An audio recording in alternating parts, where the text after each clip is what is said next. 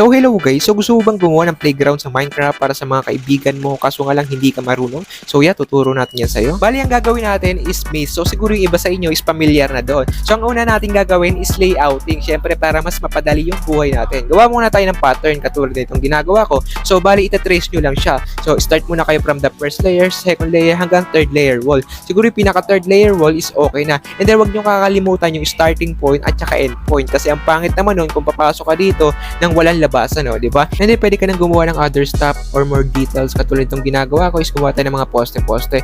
Ngayon is gagawa naman tayo ng tower. So ayan, naglagay tayo ng mga bench para sa paa ng tower natin. So ano ba yung purpose ng tower nito? Bakit natin kailangan gawin? So ang pinakaunang purpose niya is for decoration purposes lang. So, ayun, dekorasyon. Pangalawa is kung medyo naliligaw-ligaw ka na sa maze natin, pwede kang umakyat dito para makita mo yung kabuuan at makita mo yung tamang daan. So, yun.